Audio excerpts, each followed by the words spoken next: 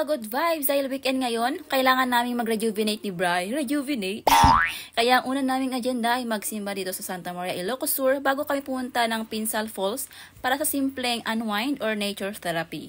Plus, gagawa ng content para di naman masayang yung oras. Kumbaga, present pa rin yung pagiging productive natin while enjoying the moment. After namin magsimba saglit, may nadaanan kami ditong nag-shoot para sa kanilang wedding at napansin namin yung drone. At si Bri, interesado siya kaya nagtanong-tanong kung magkano ba. Magandang magkaroon ng drone lalo na mahilig kaming mag-travel ni Bri. Pero Diyos ko, hindi pa pasok sa budget. Pero hoping na someday magkaroon din kami niyan kasi wala namang masamang mangarap at walang imposible mga day. Then after that, dumiretso na kami papuntang falls kaya tara, samahan nyo kami. Ang takbang sa lupa'y para akong inaalon at nalulunod sa batikos ng mundo sa kung ano lamang kaya ko.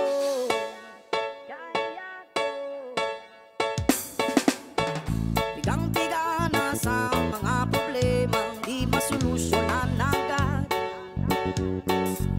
Parang wala nang bukas.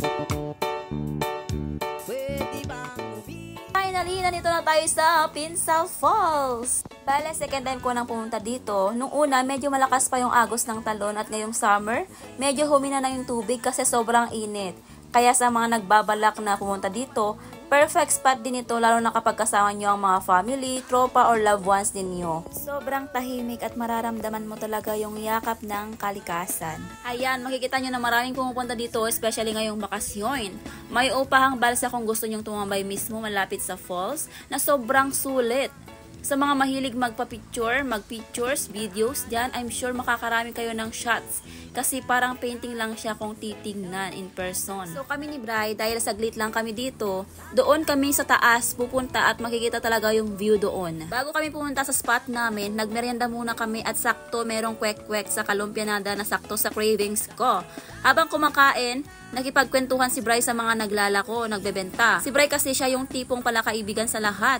Tapos ako, friendly naman pero hindi lang kasi daldal niya. Tamang tahimik lang ako sa gedli, ganun. After naming magmerienda, tumuloy na kami sa taas, kaya let's go!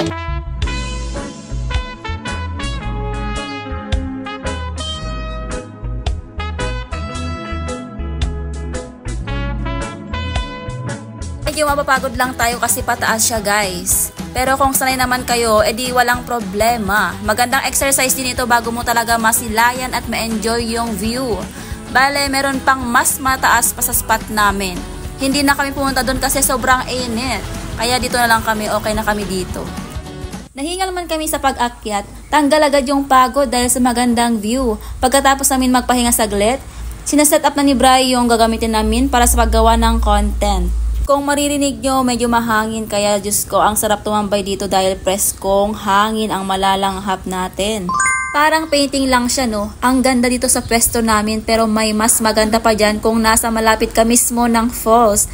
Ayun sila, oh, ang dami, nagbabanding na family ata. Oh, diba?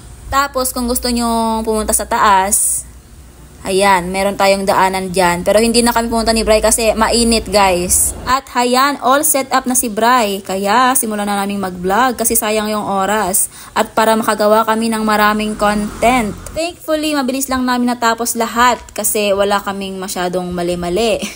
O, diba? Nakapag-relax na kami and at the same time nakagawa pa ng content. Nag-enjoy talaga kami dito. Nung natapos na kami lahat-lahat, nagpahinga at nagpahangin lang kami saglit. Tapos, umuwi na.